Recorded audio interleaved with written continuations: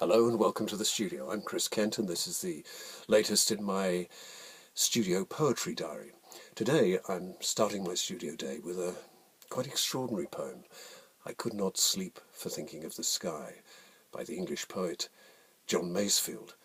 It's a poem that was introduced to me by the actor Brian Blessed when we were working together a few years ago, and it's hardly known at all, and certainly not by me at that time, partly I think because it's part of a longer sequence of poems called Lollington Downs, which he called after the area in Berkshire, England, where he was living at the time. John Masefield enjoyed a long and prolific career and was the poet laureate, kind of our national official national poet for the last 30 years of his life until 1967. But as a young man he was a sailor, and much of his early writing alludes to travel, including possibly his best-known poem Sea Fever, which goes, I must go down to the seas again. But I Could Not Sleep for Thinking of the Sky is written in the traditional form of the sonnet, which many poets have written in through the ages, including, of course, most notably Shakespeare, who wrote 154 of them. That's something I'm going to come back to in a future episode.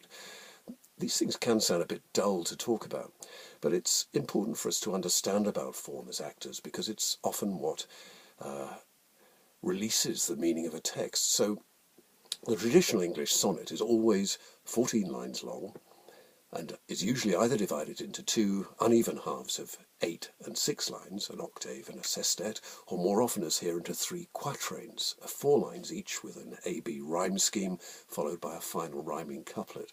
But it's important to know that, because traditionally in sonnet form there's a volta or twist, a kind of pivot or shift in perspective at one of these transition points, which here comes in the final couplet as the focus of the poem spirals off into almost cosmic reality. And the other thing we need to remember is that, like most sonnets, it's written in iambic pentameter form, the most speech-like of poetic diction in English, and again the form most often used by Shakespeare. So pentameter simply means 5-footed, and an iamb is a unit with an unstressed followed by a stressed symbol, didum.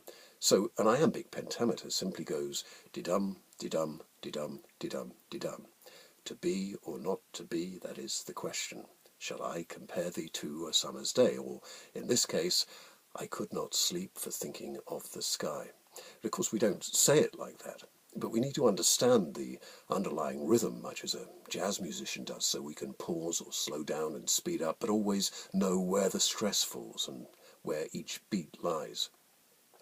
I mentioned that John Masefield was a sailor as a young man and that much of his writing is informed by travel, but this poem talks of an altogether more cosmic imagined journey through the planets, and it's hard to imagine it was written way back in 1917 during the First World War, long before any form of space travel was even thought about. You could almost imagine it in something like the movie Interstellar, and indeed it is like that movie, ultimately a meditation on life, time, and eternity. I could not sleep for thinking of the sky, the unending sky with all its million suns, which turn their planets everlastingly in nothing, where the fire-haired comet runs. If I could sail that nothing, I should cross silence and emptiness with dark stars passing, then in the darkness see a point of gloss, burn to a glow and glare and keep amassing and rage into a sun with wandering planets and drop behind.